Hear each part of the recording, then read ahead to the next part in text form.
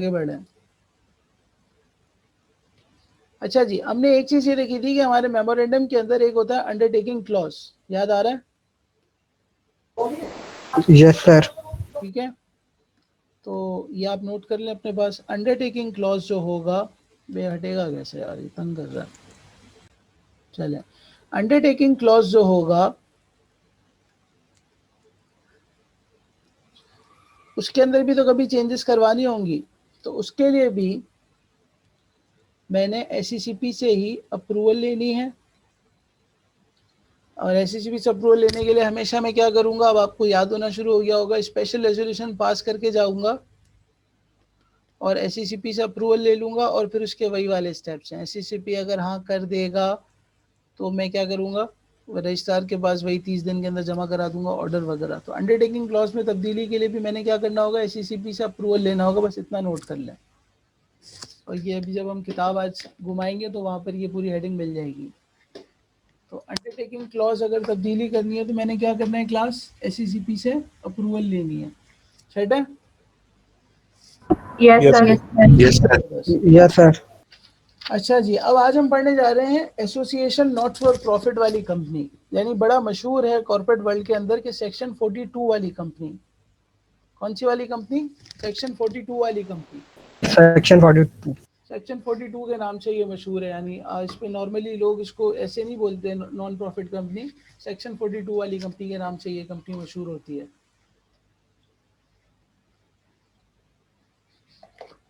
तो सेक्शन 42 वाली कंपनी होती क्या है? तो ये वो कंपनी होती है जो किसी नॉन प्रॉफिट कंसर्न से बनाई जाती है। इसका मकसद प्रॉफिट कमाना सर नहीं। Like NGOs. Like NGOs sir ये लाइक एनजीओ होते हैं या एनजीओ ही होते हैं? आते हैं इस पर। अब देखिए, हमारे मुल्क के अंदर अगर आपने कोई एनजीओ चलाना है, इसका कंपनी एक्ट से कोई ताल्लुक नहीं जो बता रहा हूँ, लेकिन सिर्फ एक इंट्रोडक्शन के लिए, ताकि आपको पता रहे कि फिर ये यहाँ पर सेक्शन आया क्यों, मतलब किसी को क्या पड़ा था कि वो इधर आके कंपनी बनाए। तो हमारे मुल्क में अगर किसी को एनजीओ चलाना है या कोई नॉट प्रॉफिट ऑर्गेनाइजेशन चलानी है, यानी एदी फाउंडेशन हो गया, सही है, बैतुल ट्रस्ट हो गया, आईओबीएम हो गया। आलमगीर वेलफेयर ट्रस्ट हो गया। आईओबीएम का मुझे स्टेटस नहीं पता क्या है, बहरहाल नॉट प्रॉफिट नहीं है ना, मसला ही है, मुझे नहीं पता। बहरहाल आईओबीएम नॉट प्रॉफिट है सर। मुझे पता नहीं है सर, आपके वो होगा, मुझे जो पता है मैं उसके लिए बता रहा हूँ। सर कहते तो है नॉट प्रॉफिट है। आप तो नहीं होगा प्रॉफिट, पता नहीं सर होगा। नॉन प्रॉफिट नहीं है आईओबीएम।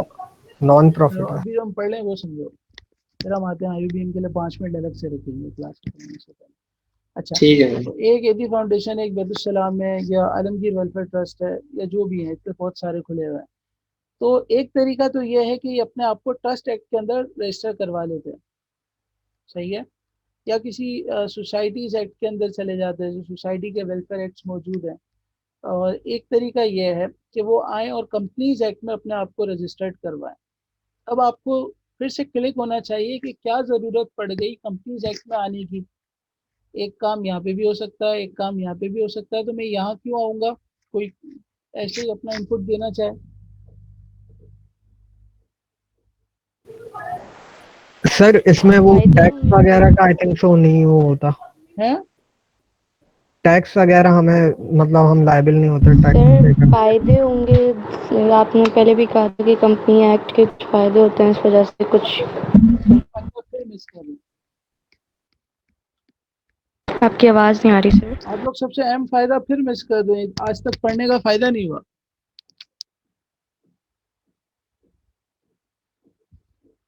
भाई लाइबिलिटी लिमिटेड होती है ना।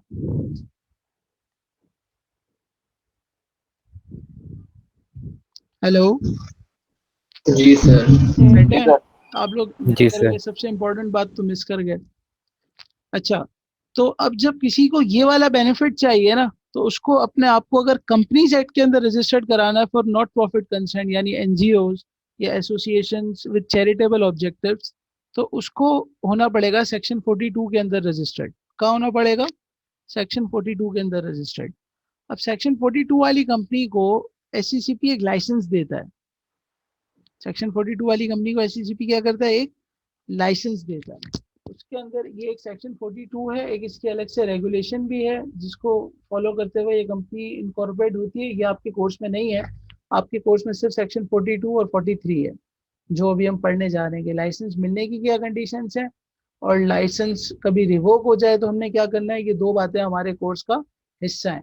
अच्छा, एससीसीपी को जब ये कंफर्म हो जाता है, वो खुश हो जाता है, उसको ये बात समझ आ जाती है कि ये जो लोग मेरे पास आए हैं क्या करने के लिए आए हैं, ये लोग मेरे पास कोई एसोसिएशन लेने बनाने के लिए आए हैं जिनका मकसद क्या है, जिनका मकसद है कोई चैरिटेबल ऑब्जेक्टिव है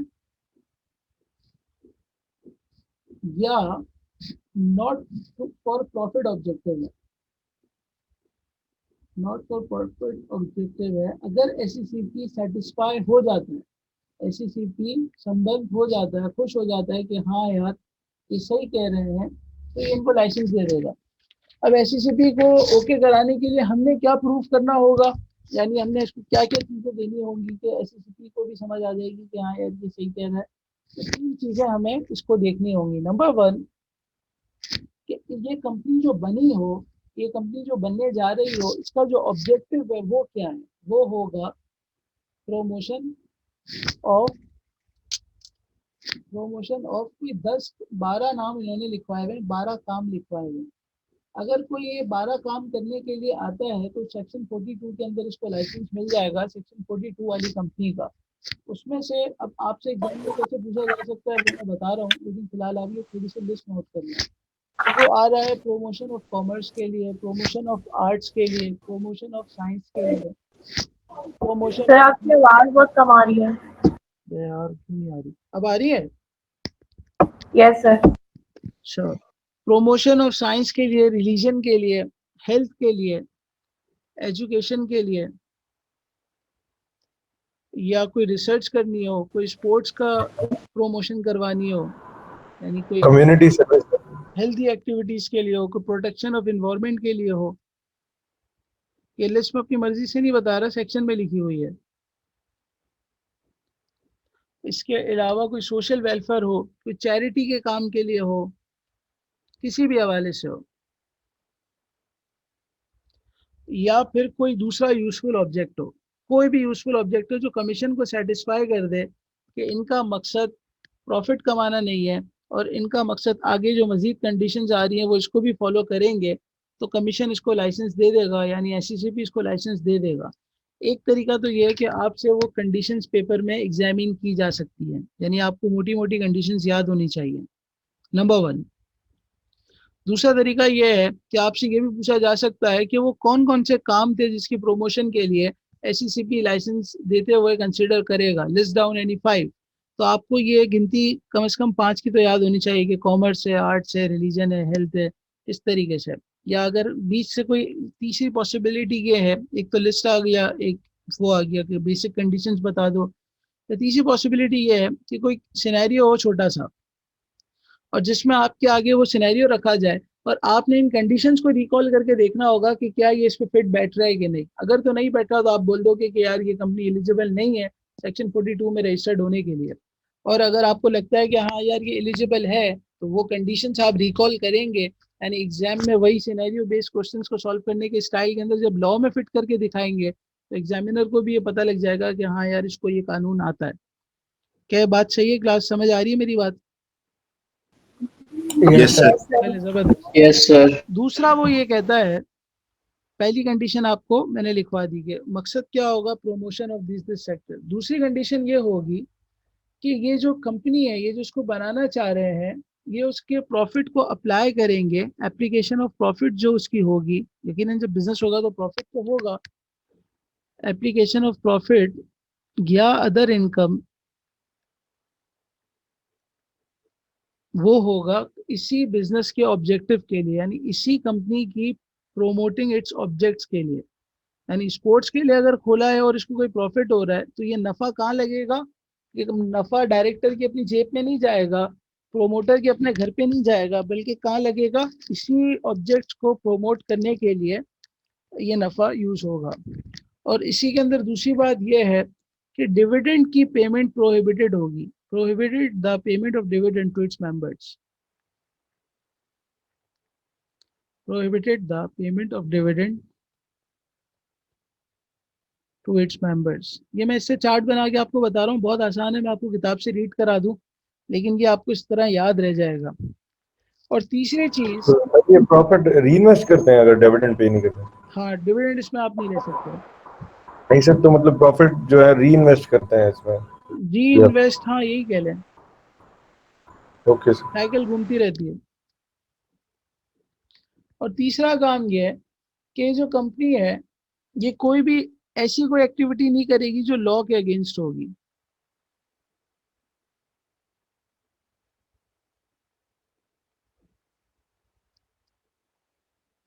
अगर ये तीन बातें एससीसीपी को समझ आ जाती हैं और आप अंडरटेकिंग दे देते हैं और रेगुलेशंस की कंप्लायंस के अंदर ये बात आप बिठा देते हैं कि हमारा मकसद है इस बिजनेस की, इन मामलात की प्रमोशन का, हम आपको ये यकीन दिला रहे हैं कि हम प्रॉफिट्स की एप्लीकेशन को प्रमोशन ऑफ ऑब्जेक्ट्स के लिए ही यूज करेंगे और अपने पर्सनल एडवांटेज के लिए नहीं करेंगे।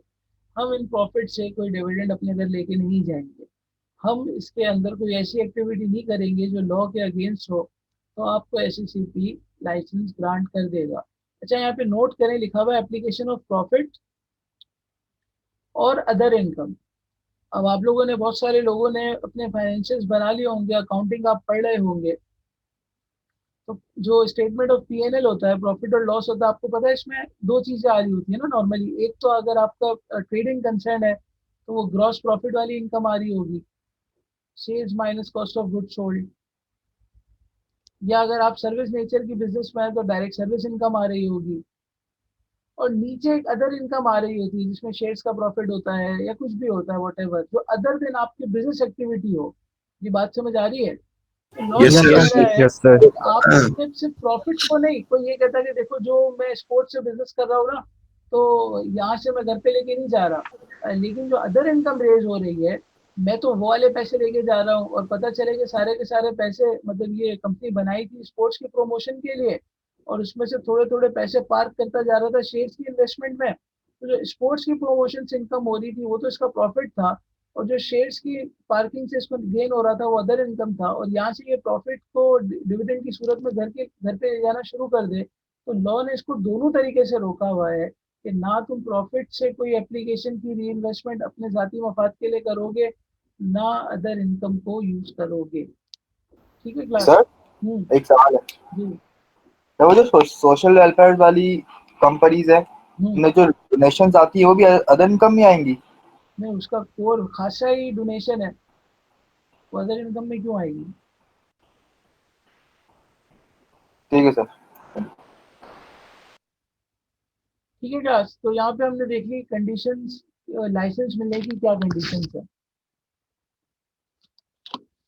अच्छा, अब जब जो एससीसीपी है जो लाइसेंस देने के मूड में है और उसको ये तीन बातें समझ आ गई कि हाँ यार ये बंदा सिंसियर है और ये जैसा बोल रहा है वैसा ही करेगा, तो कमीशन ऐसा नहीं है कि आपको सारी जिंदगी के लिए लाइसेंस दे के साइड पे हो जाएगा।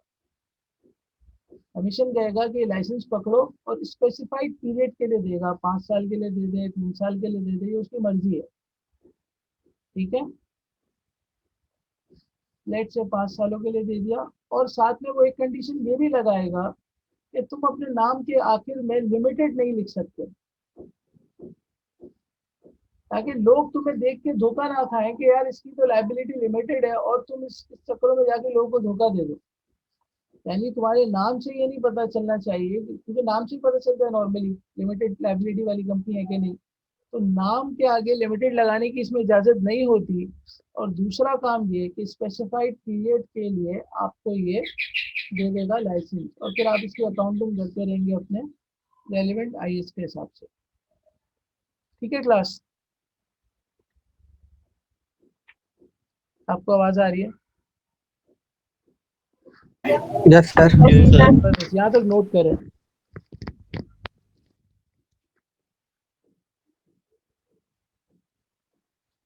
अच्छा, इसमें एक और बात भी नोट करने की है कि ये जो कंपनी बनेगी ये हमेशा पब्लिक कंपनी बनेगी। ये कभी भी प्राइवेट कंपनी की सूरत में नहीं बनाई जाएगी। यानी सेक्शन 42 वाली कंपनी का जो स्टेटस होता है वो हमेशा पब्लिक कंपनी वाला होता है, ना कि प्राइवेट कंपनी वाला। अब ये पब्लिक कंपनी बनेगी तो यकीनन इसके बस हमने इसके नाम के आखिर में लिमिटेड नहीं लगाना, और अगर ये गारंटी लिमिटेड बनी है यानी लिमिटेड लायबिलिटी कंपनी बनी है और गारंटी लिमिटेड अगर बनी है तो फिर मैंने इसके आगे गारंटी लिमिटेड नहीं लगाना। सर ये लिस्टेड नहीं होगी ना? नहीं, लिस्टेड नहीं होगी, मैंने कोई देखी नहीं है, हो सकता होती हो। सर डिविडेंड ही नहीं मिलता सर, कौन उसमें वो करेगा? अच्छी नीयत से पता नहीं बना दिया हो तो मुझे नहीं लगा।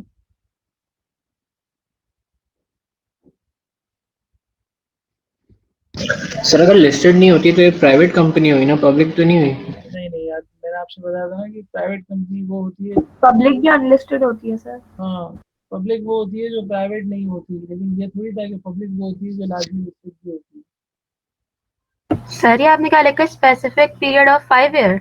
5 साल का दे, 3 साल का दे, मर्जी है उसकी। लाइसेंस जब वो ग्रांट करेगा तो स्पेसिफाइड पीरियड का करेगा, 5 साल का दे, 3 साल का दे।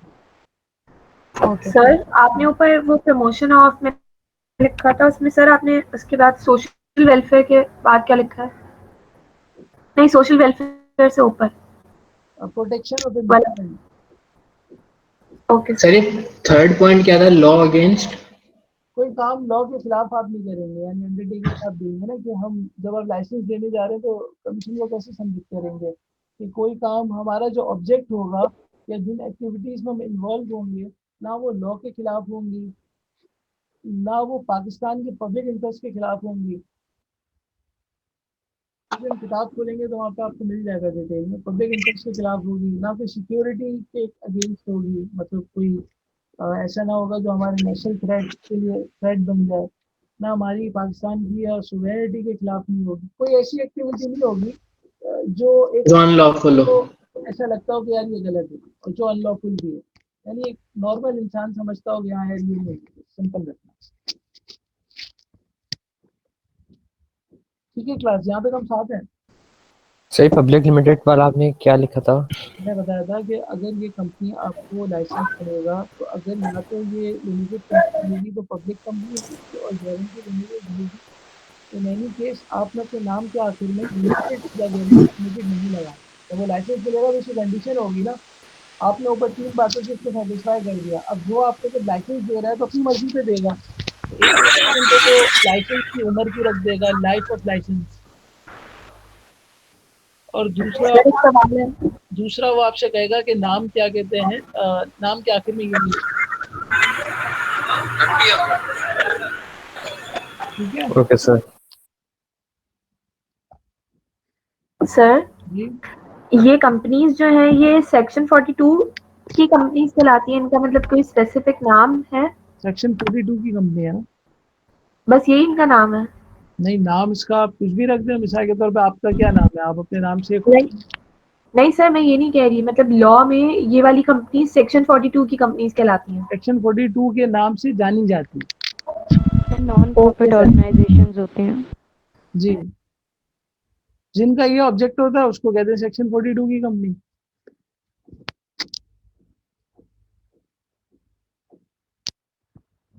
ठीक है क्लास, आगे बढ़े।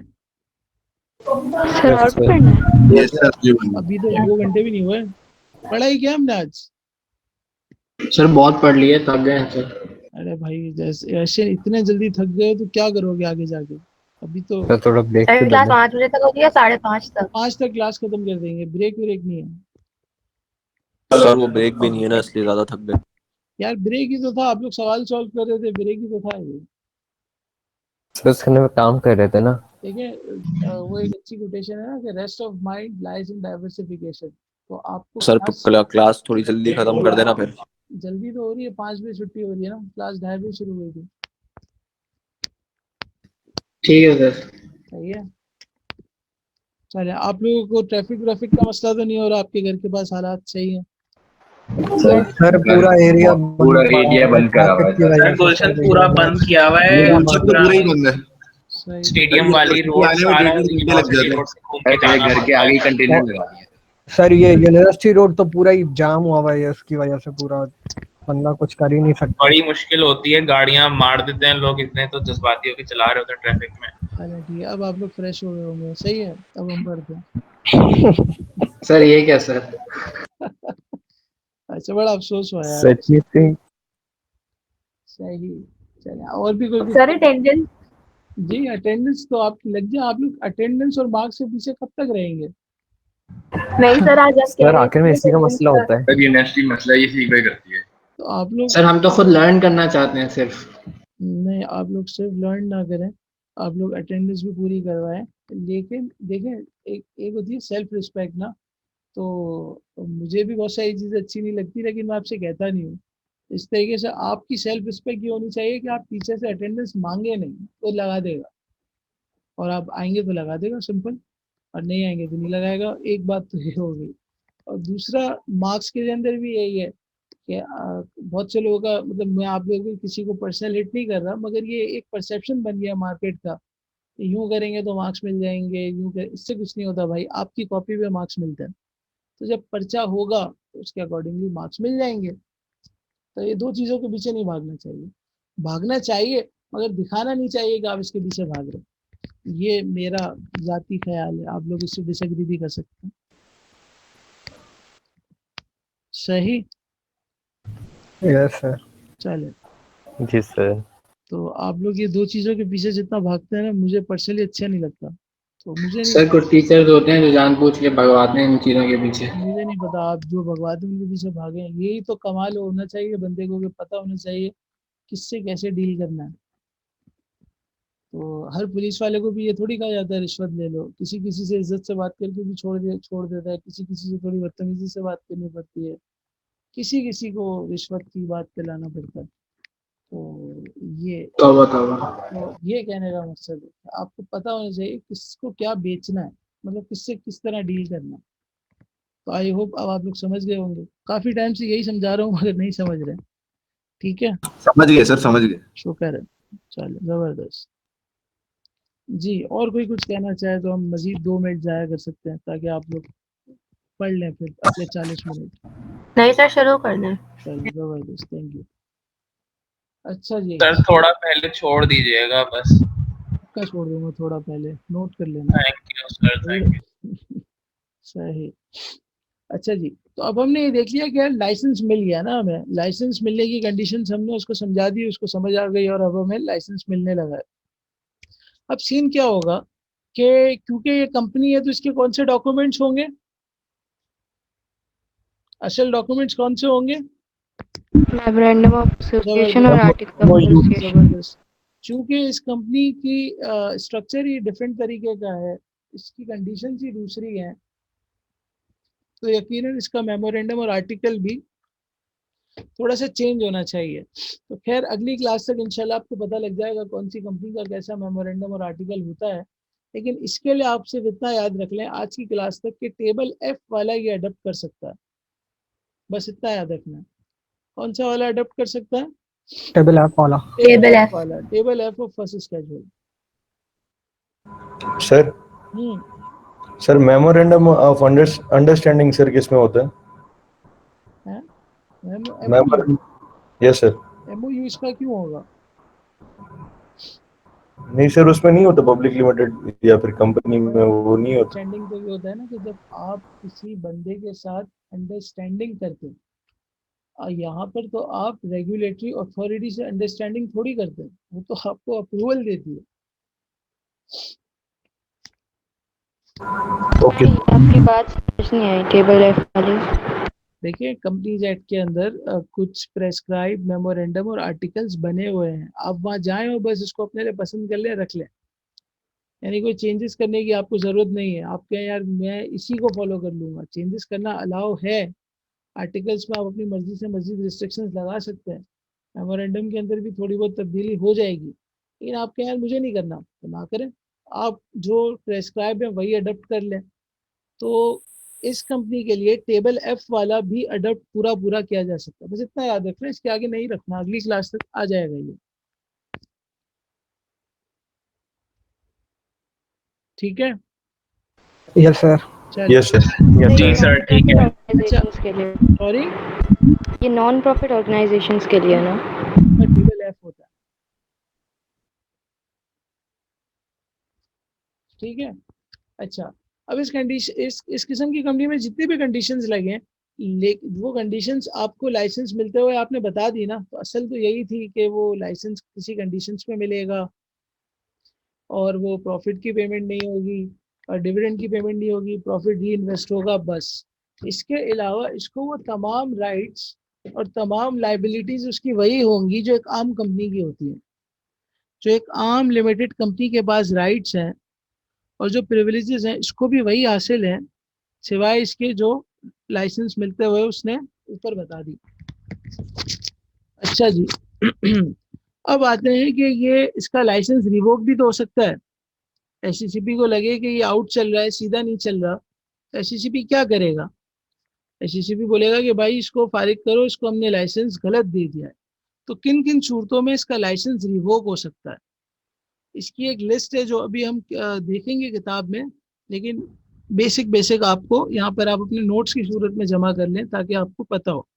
नंबर 1 तो सिंपल है, जिन कंडीशंस पे आपको लाइसेंस मिला था, अगर आप उसको फॉलो नहीं कर पा रहे, कंप्लाई नहीं कर पा रहे, कंप्लाई विद द कंडीशंस, तो आपका लाइसेंस कैंसिल हो सकता है, रिवोक हो सकता है, ठीक है। दूसरी, कंपनी की मैनेजमेंट या कंपनी के अफेयर्स ऐसी एक्टिविटीज में इन्वॉल्व हो जाएं जो प्रिजुडिशियल हो टू द पब्लिक इंटरेस्ट, लोगों के लिए नुकसानदेह होना शुरू हो जाए। कंपनी आई तो थी सोशल वेलफेयर के लिए, लेकिन इनकी वजह से अब रोडें बंद होना शुरू हो गई हैं, सड़कें खराब होना शुरू हो गई हैं, लोगों को नुकसान होना शुरू हो गया है, तो ये सोशल वेलफेयर नहीं है भाई, ये तो नुकसान हो रहा है। एससीसीपी इसका लाइसेंस रिवोक कर सकता है। या कंपनी को जो फाइनेंशियल्स अपने या एनुअल रिटर्न, कंपनी को अपने जो अकाउंट्स बनाते हैं आप लोग, अगर कोई कंपनी होती है तो उसको रजिस्ट्रार के पास अपने फाइनेंशियल्स एनुअली जमा कराने होते हैं, और एक एनुअल रिटर्न भी होता है कंपनी का। ये इनकम टैक्स रिटर्न वाला नहीं होता, कंपनी का एक अपना रिटर्न होता है जिसमें कंपनी की डिटेल्स होती है, कोई टैक्स के नंबर्स वंबर्स नहीं होते। तो कंपनी अपने फाइनेंशियल स्टेटमेंट्स और एनुअल रिटर्न, जिसका फॉर्म ए कहते हैं, जो एनुअली जमा होता है रजिस्ट्रार के पास, वो फेल टू फाइल रजिस्ट्रार के पास, यानी ना करवा सके, fail to file with registrar for preceding 2 years, पिछले 2 सालों के फाइनेंशियल्स और ये वाले मामला,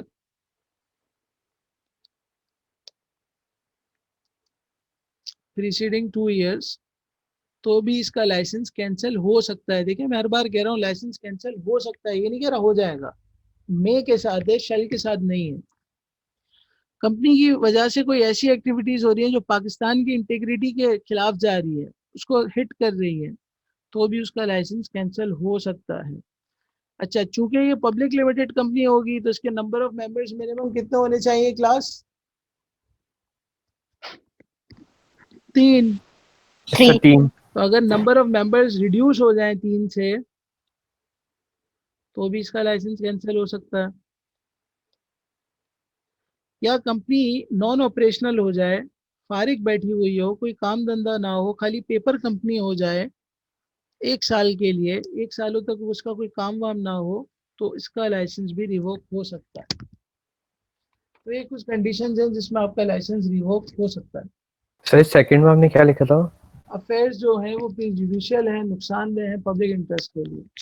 सर लास्ट वाला रिपीट करें प्लीज। नॉन ऑपरेशनल हो, कंपनी बंद पड़ी हो 1 साल तक, तो इसका लाइसेंस भी रिवोक हो सकता है। सर एनजीओज नॉन ऑपरेशनल मतलब वो चैरिटी नहीं कर रहे या जो काम ने करना था वो नहीं कर रहे? हाँ, नहीं कर पा रहे, फारिग पड़े हुए हैं, ऐसे ही इन्होंने एक पेपर कंपनी बनाई हुई है, तो बिल्कुल इसका लाइसेंस रिवोक हो सकता है। सर फर्स्ट पॉइंट रिपीट करते हैं। पहला पॉइंट इसका ये है कि जो ऊपर कंडीशंस थी ना, वो फॉलो नहीं हो रही। मिसाल के तौर पे वो प्रॉफिट से डिविडेंड पे करना शुरू कर रहे हैं, तो लाइसेंस रिवोक हो जाएगा। प्रॉफिट्स को री इन्वेस्ट नहीं कर रहे, घर पे लेके जा रहे हैं, लाइसेंस रिवोक हो जाएगा, हो सकता है। ठीक है class? Okay sir. Okay sir. अच्छा जी, अब लास्ट चीज ये देखनी है कि अगर ये लाइसेंस रिवोक हो जाएगा तो होगा क्या, यानी लाइसेंस रिवोक हो गया तो क्या होगा, क्योंकि उस कंपनी के कोई एसेट्स भी पड़े हुए थे, उसकी कोई लाइबिलिटीज भी खड़ी हुई होंगी। क्या ख्याल है? लाइसेंस रिवोक हुआ है ना, उसने जो खिड़की दरवाजे लिए थे वो आज भी पड़े हुए हैं। उसने लोगों से अगर लेट से कुछ उधार पे चीजें ले ली, लाइबिलिटी आज भी एग्जिस्ट करती है। तो अब लाइसेंस रिवोक होने के बाद लॉ ये कह रहा है अब इसका करना क्या, इसका करोगे क्या? तो इस पे भी तो कुछ काम होना चाहिए ना। तो सबसे पहला काम ये होगा कि कंपनी अपनी तमाम एक्टिविटीज को स्टॉप कर देगी। Effect of revocation of licence.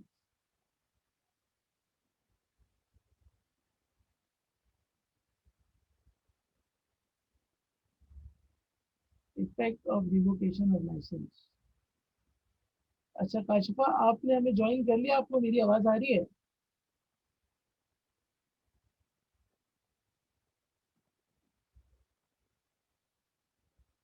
आप चाहें तो लिख के भी बता सकती हैं।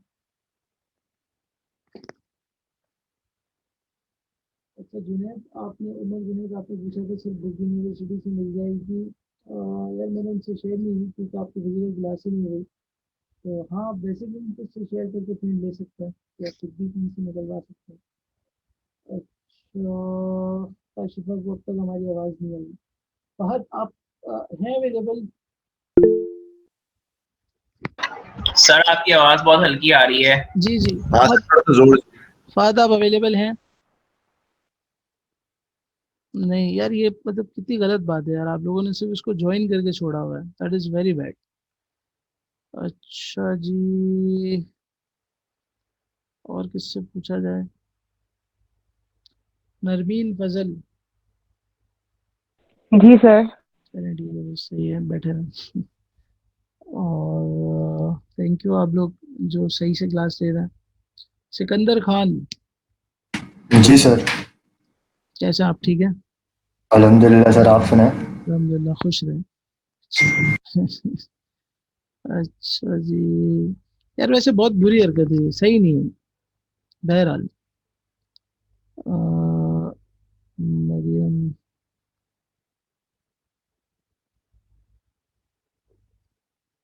जी सर। जी वैसे ही वो पढ़ते पढ़ते आ गया था। अच्छा अहमद इम्तियाज। अच्छा। जी सर। चलें जबरदस्त। अच्छा Abdul Samad. Abdul Samad. Yes sir. Rahman. Yes sir. अच्छा जी, चले तो मेरे ख्याल से एक आध जगह से कुछ टूटी दिख रही है। बहरहाल कोई बात नहीं। ठीक है फहद, ठीक है, थैंक यू आपका रिप्लाई करने का। अच्छा जी चलें, तो अब इसका होगा क्या? लाइसेंस जब रिवोक हो जाएगा तो इसके क्या इफेक्ट आएंगे? नंबर वन, आपने अपने सारे काम स्टॉप कर देने हैं, तमाम एक्टिविटीज स्टॉप कर देनी है, सिवाय इसके कि जो आपकी किताबों में रिसीवेबल आ रहा है वो आप ले सकते हैं। यानी जो आप लोगों को आपने पैसा लेना है जिनसे, आप वो ले सकते हैं। दूसरा काम, कंपनी क्या करेगी, ना कोई एडवांस डोनेशंस वगैरह रिसीव करेगी, ना सॉलिसिट करेगी, ना लोगों से मांगेगी। कंपनी को अपने सारी एक्टिविटीज रोकनी है, सिर्फ वो अपना रिसीवेबल लोगों से ले सकती है, डोनेशंस ना रिसीव करेगी ना सॉलिसिट करेगी। तीसरा, एसेट्स को ट्रांसफर कर देगी किसी दूसरी कंपनी को। यानी ये ऐसा ही है, किसी को आप जब गोद लेते हैं तो ये वाली कंपनी अब किसी और के हवाले कर दी जाएगी। Assets transfer to any other company जो इसी किस्म का, जिसका ऑब्जेक्ट हो और उसके पास भी सेक्शन 42 का लाइसेंस हो और उसका ऑब्जेक्ट भी आपसे मिलता जुलता हो। लेट से आप स्पोर्ट्स के लिए बने थे, वो भी स्पोर्ट्स के लिए बनी है, तो अब आपने अपनी कंपनी उसको ट्रांसफर कर देनी है। ये सारे मामला खत्म करने। सेकंड पॉइंट वापस से बता दें। मैं बता रहा था कि पहला पॉइंट ये है कि आपने सारे काम रोक देने। आप अपने जो रिसीवेबल आपकी किताबों में आ रहा है वो पैसा ले सकते हैं। दूसरा काम, अपना डोनेशन लेंगे ना लोगों से मांगेंगे। जैसे खतीजा की एम्बुलेंस अभी मेरे घर के पास से निकली है और वो कैसेट बजा बजा के निकलता है, और अज्यूमिंग कि ये सेक्शन 42 वाली कंपनी हो, तो अब अगर इसने लाइसेंस इसका रिवोक हो गया तो ये वाली एम्बुलेंस में जो कैसेट बजा के निकलता है अब ये नहीं निकलेगा, इसको रुकना पड़ेगा। ठीक है जी। और तीसरा, आप लोगों के घर के पास से भी अक्सर निकलती होगी तो आपको आवाज़ आती होगी, तो अभी वो यहाँ से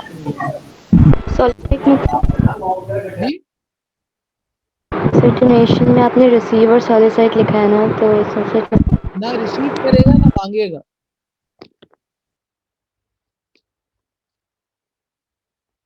ठीक है। तीसरा काम, वो अपने एसेट्स ट्रांसफर कर देगा किसी और कंपनी को। अच्छा, अब फिर चौथा काम ये होगा कि कुछ ये ऊपर वाले सारे मामलात निपटाने के बाद ये कंपनी हो जाएगी वाइंडिंग अप के लिए चली जाएगी। यानी ये कंपनी अब खत्म होने को जाएगी, किताबों से भी एससीसीपी भी इसको रजिस्टर ऑफ कंपनीज से खत्म करने की तरफ जाएगा, यानी अब ये वाइंडिंग अप की तरफ जाएगी।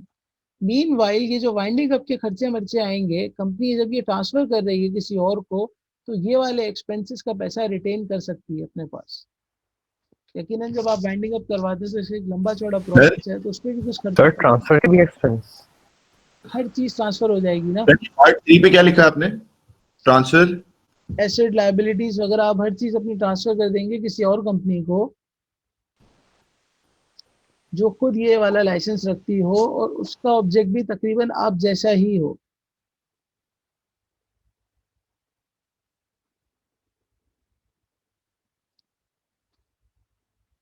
ठीक है जी। जी क्लास यस सर। ठीक है। और अगर ये सारे मामलात के अंदर आपसे कोई गलती हो रही है और नॉन कंप्लाइंस हो रही है, तो यहाँ पर जो पेनल्टी है वो लेवल 2 की है। यहाँ पर जो पेनल्टी है वो कौन सी, लेवल 2 की है। अब इसको हम कंक्लूड करते हैं, फिर एक बार किताब से पढ़ लेंगे। नंबर 1, ये पेपर में कैसे आ सकता है, काम की बात। एक तो ये ऐसा आ सकता है कि आपको बेसिक जो इसके प्रमोशन एक्टिविटीज हैं, जो इसके ऑब्जेक्ट्स हैं, वो याद होने चाहिए, वो लिस्ट आ सकती है उसके। नंबर 2, आपसे कोई छोटा मोटा सिनेरियो शेयर किया जा सकता है जिसमें कुछ लोग मिलकर कंपनी खोलना चाहें, तो आपसे पूछा जा सकता है कि उनको लाइसेंस चाहिए तो उसकी क्या कंडीशन है। नंबर 3, आपसे दिया जा सकता है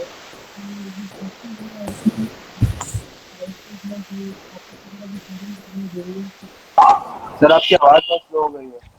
तो एक कंपनी है जिसके डायरेक्टर्स हैं और वो ये सेक्शन 42 की कंपनी बना रहे हैं और ये अपने प्रॉफिट्स वगैरह डिस्ट्रीब्यूट करना शुरू हो गए, जिससे क्या इफेक्ट है। तो आपको रिवोक कब तक लाइसेंस हो सकता है, ये भी बेसिक कंडीशंस पता होनी चाहिए। एटलीस्ट ये पता होना चाहिए कि आप सिनेरियो देख के पिक कर लें कि इस केस पे लाइसेंस रिवोक हो सकता है। इसके बाद इसके इफेक्ट्स क्या होंगे, तो बल्कि आपको ऐसे ही पता हो कि अगर आपसे सिनेरियो आ जाए तो आप उसको वहाँ पे रिकॉल करके दिखा सकें। अब हम इसको किताब से देख लेते हैं एक मरतबा, और फिर आज की क्लास इंशाल्लाह खत्म हो जाएगी। ठीक है क्लास? यहाँ तक किसी का कोई सवाल हो तो बिल्कुल पूछ सकते हैं।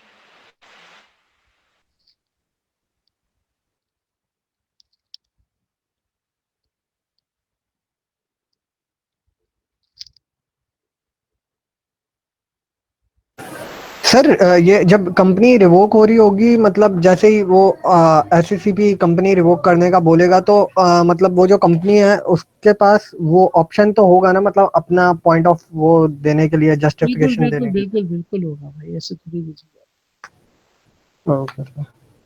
और नहीं सर, बस ये अभी थैंक यू सर। किताब में आएगा भी। Okay sir, okay.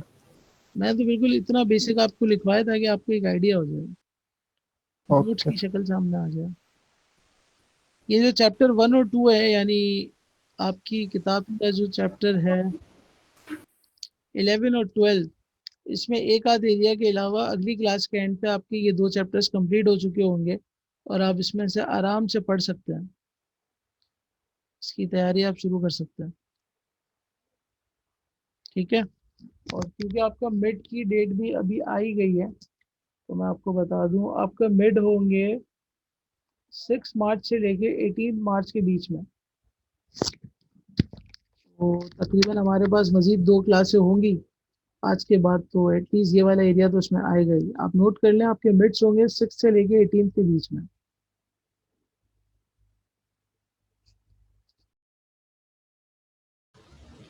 जी क्लास, अब हम किताब देखने जा रहे हैं। ये देखें, देखिए, licensing of associations with not for profit objects, section 42। ठीक है। कॉन्सेप्ट क्या है इसका? People working for useful objects of the society sometimes needs protection of limited liability. मैंने आपसे कहा ना, किसी को क्या ज़रूरत पड़ी कि वो यहाँ पर आएगा, तो एक ही वजह दिखती है यहाँ पर आने की, वो क्या है class? Limited liability for such work. Companies Act allowed the registration of companies as association not for profit if they satisfy certain conditions to SCCP. क्या सबको आवाज आ रही है? आप फॉलो कर रहे हैं इसको? जी sir. Yes sir. Yes sir. इसका क्राइटेरिया क्या है? वही वाला चार्ट जो अभी हमने देखा कि where it is proved to the satisfaction of the commission that an association is to be formed as a limited company and meets the following criteria. ये तीन बातें अगर वो मीट कर रहा है, the commission may by license for a period to be specified. तो कोई स्पेसिफाइड पीरियड के लिए लाइसेंस दे देगा, permit the association to be registered as a public limited company. कौन सी वाली कंपनी बनेगी? Public limited company without the addition of the word limited. या तो पब्लिक लिमिटेड कंपनी या एक्सप्रेशन गारंटी लिमिटेड यूज करने नहीं देगा.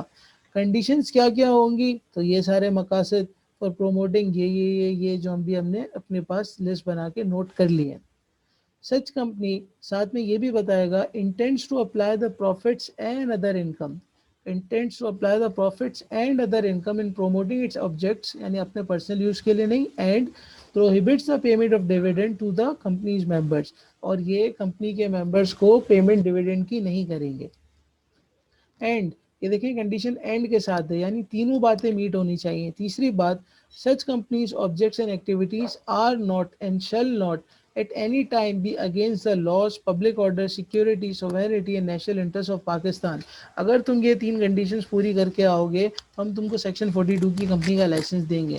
तुम्हारे मकसद में से आर्ट, साइंस, रिलीजन, कॉमर्स वगैरह को प्रमोट करना होना चाहिए. तुम ये इंटेंड होगी तुम्हारी कि जितने भी प्रॉफिट्स होंगे और अदर इनकम होगा उसको हम बिजनेस के यानी इस ऑब्जेक्ट के प्रमोशन के लिए ही यूज़ करेंगे. और तीसरा, हम कोई पेमेंट डिविडेंड की नहीं करेंगे. और जो भी हम एक्टिविटीज़ करेंगे वो ऐसी नहीं होगी जो किसी लॉ के खिलाफ हो या नेशनल इंटरेस्ट के खिलाफ हो. अगर ये सारी बातें आपने SCCP को समझा दी और वो इससे सेटिस्फाई हो गया तो आपको एक स्पेसिफाइड पीरियड के लिए लाइसेंस ग्रांट करेगा. और साथ में ये भी बोलेगा कि तुमने अपने नाम के आखिर में लिमिटेड या गारंटी लिमिटेड नहीं लगाना. क्या ख्याल है क्लास? यहाँ तक हम okay? Yes sir. Yes sir. Yes, sir. The license may be Yes, sir. such conditions and subject to such regulations as the commission thinks fit, and those conditions shall not be inserted. अब वो बता रहा है वो conditions क्या क्या लगाएगा. तो हमने देख लिया कि इनको फॉलो करेगा. जो भी होगी, अब इसको कोर्सेस पढ़े. The license may be granted on such conditions and subject to such regulations as the commission thinks fit, and those conditions shall be inserted in and deemed part of the memorandum and articles. जो भी उसको समझ आएगा SCCP को, वो condition in तीनों बातों के सुनने के अलावा मजीद कोई कंडीशन चाहे तो लगा सकता है. और वो डीम होगा कि वो मेमोरेंडम और आर्टिकल्स या ऐसे किसी भी डॉक्यूमेंट का हिस्सा है, यानी आपको लाजमी फॉलो करना होगी. मेमोरेंडम की शक्ल कैसी होगी, आर्टिकल्स की कैसे होगी? टेबल एफ जैसी होगी. Privileges and obligations. The associations and registration as above shall enjoy all the privileges and be subject to all the obligations of a limited company. तुम्हें वो तमाम privileges मिलेंगी और तमाम liabilities तुम पर अप्लाई होंगी जो एक लिमिटेड कंपनी के लिए होती है. लाइसेंस रिवोक कब कब हो सकता है, ये लिस्ट आपको ऐसी याद होनी चाहिए कि सिनेरियो आए तो आप बिठा सके. और आपका ऑन कैंपस एग्जाम होगा, ये भी आपके दिमाग में रहे. The commission may at any time by order in writing. Commission जब भी चाहे तो लिख के इन राइटिंग रिवोक कर सकता है आपका licence, granting with such directions as it deem fit on being satisfied that. पहली बात, कंपनी या उसकी management fail to comply with any of the terms और कंडीशंस जिसके ऊपर लाइसेंस दिया गया था. लाइसेंस में जो कुछ लिखा हुआ था, अगर तुमने उसको फॉलो करने से तुम रह गए तो तुम्हारा लाइसेंस रिवोक हो सकता है. कोई भी requirement be, any of the requirements specified और any relevant regulations are not met. मैंने आपको स्टार्ट में ही बताया कि इसके ऊपर एक रेगुलेशंस भी है जो आपके कोर्स का हिस्सा नहीं है. रेगुलेशंस के अंदर अगर कोई कंडीशन लिखी हुई है और आप उसको भी फॉलो नहीं कर सकते या नहीं कर पा रहे या उस पर आपका फेलियर है तो आपका लाइसेंस रिवोक हो सकता है. तीसरी बात, कंपनी के affairs are conducted in a manner जो प्रीजुडिशियल है टू द पब्लिक इंटरेस्ट. लोगों को इससे नुकसान पहुंच रहा है, आपका लाइसेंस रिवोक हो सकता है. The company has made a default in filing with the registrar. Company ने डिफॉल्ट किया है फाइलिंग विद द रजिस्ट्रार के पास दो चीज़ों का, अपने फाइनेंशियल जमा कराने का या एनुअल रिटर्न जमा कराने का. पिछले 2 सालों पर immediately preceding 2 consecutive financial years, तो आपका लाइसेंस रिवोक हो सकता है। तो कंपनी ने कोई ऐसा काम किया है जो आपके इंटरेस्ट के खिलाफ, पाकिस्तान के इंटरेस्ट के खिलाफ, इंटीग्रिटी के खिलाफ अगर कोई मसला होगा, ऐसा लग रहा है कि कोई अमल ऐसा है, तो आपका लाइसेंस रिवोक हो सकता है। चूँकि आप पब्लिक कंपनी बनने जा रहे हैं तो आपके मिनिमम नंबर्स 3 होने चाहिए, अगर इसकी गिनती कम हो गई तो आपका लाइसेंस रिवोक हो सकता है। अच्छा जी, अब ये सब पढ़ने के बाद ये एक बार रीडिंग कर लेते हैं, इसको आप भी देखिएगा। नंबर जी, ये भी one of the conditions of the licence revocation है। The company is conceive or brought forward or it has been carrying on कोई गलत बिजनेस। ये तकरीबन सारी एक ही जैसी बातें हैं, लेकिन आपको याद करने की तो इतनी ज़रूरत नहीं होगी ये वाली, ये जो अभी हम पढ़ने जा रहे हैं, लेकिन ये कहीं केस स्टडी में आ जाए तो आपको क्लिक हो जानी चाहिए। मिसाल के तौर पे केस स्टडी में लिखा हो कि कंपनी के जो मैनेजमेंट है वो प्रॉपर ट्रू अकाउंट्स नहीं मैनेज कर पा रही, तो इसका क्या इफेक्ट हो सकता है सेक्शन 42 की लाइसेंस पे। देखिए, मैं ये नहीं कह रहा कि अपने फाइनेंशियल रजिस्ट्रार के पास जमा नहीं कर पा रही, मैनेज भी नहीं कर पा रही, तो आपको आंसर यहाँ से निकालना होगा। जमा नहीं कर पा रही तो आपका आंसर यहाँ से निकलेगा, जो अभी ऊपर गुजरा है यहाँ से, डी से। तो अगर आपको ये इस तरह क्लिक होना चाहिए कि ये कंडीशंस हो सकती हैं, एक एक मनोमन याद हो, ये आपसे एक्सपेक्ट नहीं किया जा रहा। दूसरी बात, run and manage by persons who fail to maintain proper and true accounts और दे कमिट फ्रॉड, मिसफियंस और malfeasance in relation to the company. तीसरी बात, रन और manage by persons who are involve in terrorist financing और money laundering. आजकल ये बहुत ज़्यादा इन है ये वाला मामला, और इस पर तकरीबन रोज़ इनकी लिस्ट भी अपडेट होती रहती है। जो इस चीज़ को मॉनिटर कर रहे हैं उसमें लोगों को डालते हैं, निकालते हैं। तो बिल्कुल अगर कोई इस एक्टिविटीज़ में भी इन्वॉल्व है तो देखिए ये और के साथ है, कोई भी अमल उनको दिख गया तो आपका लाइसेंस कैंसिल हो सकता है। चौथी बात, manage by person who refuse to act according to the requirements of the memorandum and articles. लोग कहते हैं भाई हमसे ये सब इतना फॉलो नहीं हो रहा, हम ये सारी कंडीशंस को फॉलो नहीं कर सकते, हम करेंगे भी नहीं, तो आपका लाइसेंस रिवोक हो सकता है। और आखिरी बात, not carrying on its business और is not in operation for 1 year. This is very important. देखिए, जहाँ जहाँ इंपॉर्टेंस ही है मैं आपको बताता भी जा रहा हूँ, ताकि आपको पता रहे कि आपसे क्या किस तरीके से क्वेश्चन एक्सपेक्ट किया जा सकता है। और जिन्होंने मेरे साथ पीछे भी पेपर दिया उनको भी, वो भी आपको इस पर मजीद गाइड कर सकते हैं।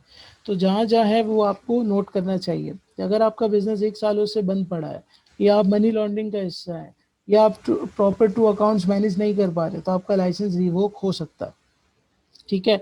और आखिरी बात, जिस तरह तकरीबन हर लॉ में लिखा होता है कि कमीशन को ये लग रहा है कि it is just an equitable that licence should be revoke, उसके पास कोई वजह है कि उसको ये लग रहा है तो वो कर सकता है। अच्छा, जिस तरह अभी शायद फरजात ने सवाल पूछा था कि क्या वो मौका नहीं देगा, ऐसे ही लाइसेंस रिवोक कर देगा। तो however before a licence is so revoke the commission shall give the company a notice. Commission company को नोटिस देगा in writing of its intention to do so and afford the opportunity of being heard. पहले उसको मौका देगा, उसके लिए explanation लेगा, उसको सुनेगा, फिर जाके फैसला करेगा। लास्ट पॉइंट, लास्ट चीज़ आज की हमारी क्लास का, कि जब लाइसेंस रिवोक हो जाएगा तो क्या करेंगे। पैरा 4.3 पढ़ने जा रहे हैं, फिर आज की क्लास इंशाल्लाह ख़त्म हो जाएगी। तो आप लोग बहुत सुकून से बैठिए, सीट बेल्ट बांध लीजिए। आइए, लास्ट चीज़, effect of revocation of licence. Requirements on revocation of a licence. Commission को ये समझ आया कि भाई इसका लाइसेंस कैंसिल कर दो, ये हमारी बात को नहीं समझ रहा, इससे चीज़ें पूरी नहीं हो रही, ये सेक्शन 42 की कंपनी चलाने के लिए एलिजिबल नहीं है, लाइसेंस रिवोक होने जा रहा है। On revocation of a licence of a not for profit company by the commission, होगा क्या? Company shall stop all its activities. Company अपनी तमाम एक्टिविटीज़ को रोक देगी, except the recovery of money owed to it, जो उसके पैसे ओइंग पर हैं उसके अलावा। The company shall not solicit or receive donations का लेना सेना भी ख़त्म हो जाएगा। तीसरी बात, all assets of the company after satisfaction of all debts and liabilities.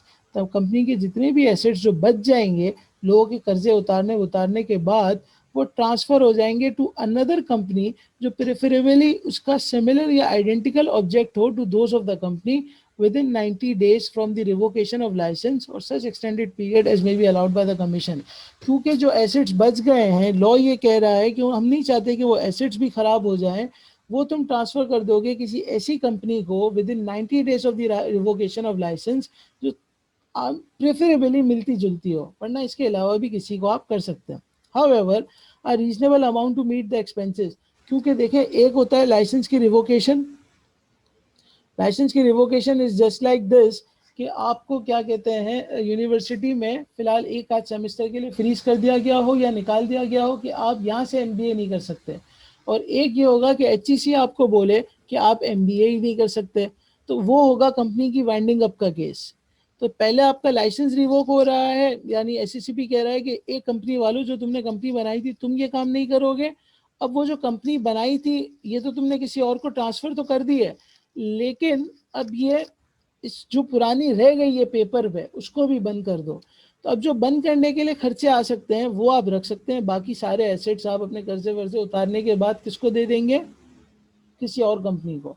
अच्छा जी, ये बात नोट करने की है, केस स्टडी में नंबर्स भी आ सकते हैं कि कंपनी के लेट से एसेट पड़े हुए थे 500 मिलियन के, लाइबिलिटीज पड़ी हुई थी 250 मिलियन की, और कुछ ऐसे खर्चे थे जो एक्सपेक्टेड खर्चे थे वाइंडिंग अप के थे वो थे 10 रुपए।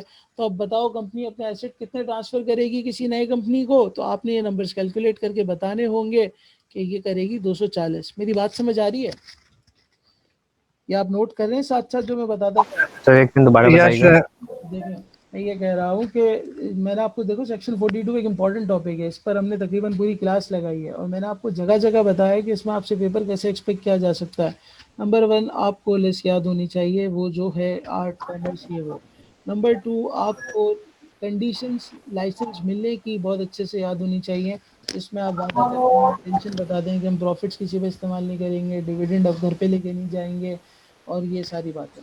लाइसेंस मिलने के बाद ये भी किया जा सकता है, किसी का माइक ऑन है प्लीज़ बंद कर दे। तो लाइसेंस मिलने के बाद आपसे ये भी एक्सपेक्ट किया जाएगा कि आपको ये याद होना चाहिए कि रिवोक कब कब हो सकता है, तो उसकी कंडीशंस आपको पता होनी चाहिए। वो एग्जैक्ट याद होना ज़रूरी नहीं है, बस सिनेरियो को देखते ही आप पिक कर लें कि यार क्या इसने फाइनेंशियल जमा करवाए कि नहीं करवाए, क्या इसके proper run and affairs of the business कर सकता है कि नहीं कर सकता, क्या ये कमीशन की बात को मान रहा है कि नहीं मान रहा। इसी तरीके से जैसे यहाँ पर है कि लाइसेंस के रिवोकेशन के 90 दिनों के अंदर आपने अपने बिजनेस के बचे कुछ एसेट्स को ट्रांसफ़र कर देना है किसी और कंपनी को जो प्रेफरेबली ऐसी ही मिलती जुलती कंपनी हो। तो आपसे ऐसे नंबर्स भी शेयर किए जा सकते हैं, मैंने आपको एग्जांपल भी लिखवा दी कि टोटल एसेट्स से 5,500 मिलियन के, लाइबिलिटीज थी 250 मिलियन की, reasonable expenses for winding up थे 10 मिलियन के। तो जितने पैसे बच गए वो आपने ट्रांसफर करने होंगे किसी और कंपनी को। इस तरीके से आप सिनेरियो में अगर सर आपने तो ऊपर लिखवाया था एसेट और लाइबिलिटी दोनों ट्रांसफर करेंगे। जी क्या लिखा था? तो ये मतलब आपने बोला था ना एसेट और लाइबिलिटी आप हम दोनों ट्रांसफर कर देंगे कंपनी पे, तो हम माइनस क्यों कर रहे हैं? एक सेकंड, मतलब पूरे एसेट उसको ट्रांसफर कर देना। शायद वहाँ मुझसे गलती हो गई थी क्योंकि यहाँ पे after satisfaction of debts and liabilities है, तो आप पे ऑफ करके करेंगे। Okay sir. सही है। अच्छा आपसे ये भी गलती हो सकती है, इसलिए मैं आपसे बार बार कॉल करवा रहा हूँ कि जैसे वहाँ लिखा हुआ था प्रीसीडिंग 2 कंसेक्यूटिव ईयर्स के फाइनेंशियल या एनुअल रिटर्न जमा ना करवाए हुए हों। अब सिनेरियो ऐसा भी बन सकता है कि 2016 में नहीं करवाए और 2020 में नहीं करवाए, और सिनेरियो में ऐसे ही लिखा हो कि इसने पिछले कुछ ईयर्स में 2 साल के नहीं करवाए। अब कोई 2 साल को देख के कह दे कि हाँ इसका लाइसेंस रिवोक हो सकता है तो गलत कर देगा, क्योंकि कंडीशन क्या है 20 और 19 के ना करवाए हुए हो। मेरी बात समझ आ रही है? नंबर 2 लाइसेंस की रिवोकेशन हो सकती है कि टोन में होगी, कभी भी ये नहीं होगी कि हो जाएगी, क्योंकि कमीशन भी आपको पहले अपॉर्चुनिटी ऑफ बीइंग हेड देगा। क्या बात समझ आई class? Yes sir. Yes sir. अच्छा जी, अब जब ये सब कुछ हो गया, पैसे वैसे जमा हो गए, अब क्या होगा? अब आपने रजिस्ट्रार को रिपोर्ट करनी है। After compliance of the requirements mentioned above, the board of the company shall file within 15 days from the date of such compliance. यानी ऊपर की सारी बात करने के बाद एक रजिस्ट्रार को रिपोर्ट जमा करा दोगे जिसमें रेलिवेंट इन्फॉर्मेशन और डॉक्यूमेंट्स होगी कि हम ये सब कर चुके हैं। अब रजिस्ट्रार के पास रिपोर्ट जमा कराने के बाद वाइंडिंग अप होगी with in 30 days of acceptance of the report by the registrar. 30 दिनों के अंदर जब रजिस्ट्रार ऊपर वाली रिपोर्ट को एक्सेप्ट कर देगा submitted by the company, the board shall initiate necessary proceedings for winding up of the company. Voluntarily खुद से करवाएगी, और where it has no assets and liabilities make an application to the registrar for striking the name of the company, styling the name of the company of the register. अगर कोई ऐसे liabilities नहीं है तो सिर्फ एक रिक्वेस्ट जाएगी कि हमारा नाम रजिस्टर ऑफ कंपनी से हटा दो, या अगर वॉलेंट्री रजिस्ट्रेशन का एक ये वॉलेंट्री वाइंडिंग अप का कॉन्सेप्ट है, ये सेक्शन 280 की सीरीज़ के बाद है, आपके कोर्स में नहीं है, तो बस आप इतना ही याद रखें कि वॉलेंट्री वाइंडिंग अप या तो होगी या फिर कुछ नहीं होगा तो एक रिक्वेस्ट जाएगी कि ये इसको स्ट्राइक ऑफ कर दो। Next appointment of administrator. In case of default अगर इनसे कंपनी वाइंड अप नहीं हो पा रही तो कमीशन एक एडमिनिस्ट्रेटर अपॉइंट करेगा और कंपनी की वाइंडिंग अप के अंदर हिस्सा लेगा। अब ये जो लास्ट पॉइंट है ये और इम्पॉर्टेंट है, ये सबसे ज़्यादा इंपॉर्टेंट पॉइंट है, शायद ये इतना इंपॉर्टेंट नहीं था, appointment of administrator, proceedings of winding ups. अब जो ये लास्ट पॉइंट है ये बिल्कुल लास्ट पॉइंट है और ये बहुत इंपॉर्टेंट है, इसको गौर से देखना। ये क्या कहने जा रहा है, अजान हो जाए फिर हम इसको देख लेते हैं।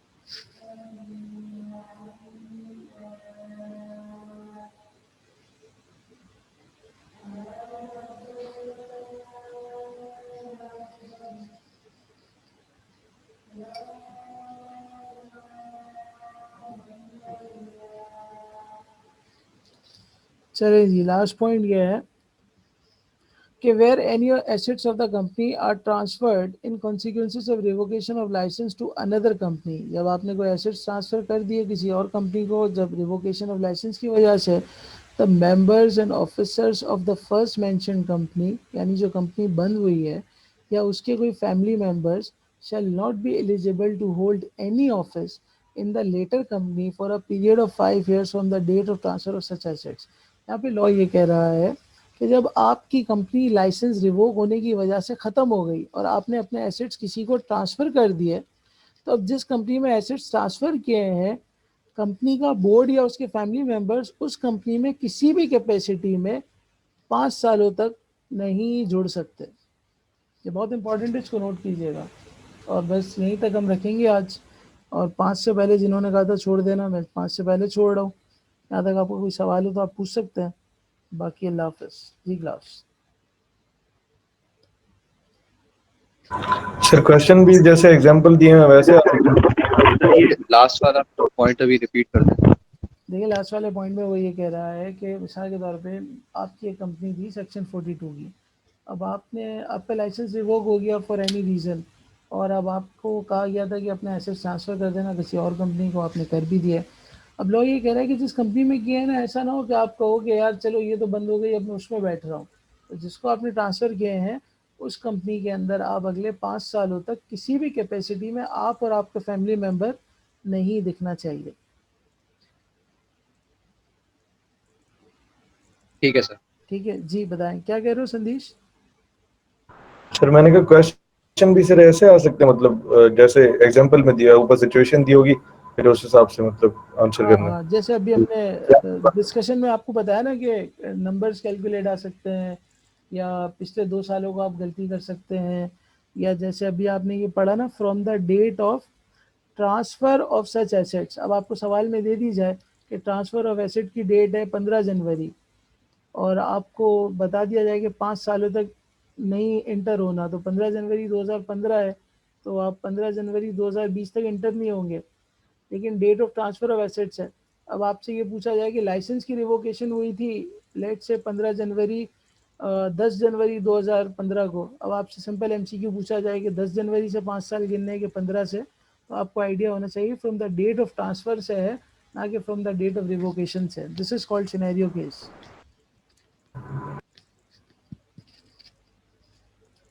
ठीक है सर मतलब डेट ऑफ रिवोकेशन मतलब सर मैटर नहीं करती, डेट ऑफ ट्रांसफर मैटर करती है उसके लिए। Exactly, for the purpose of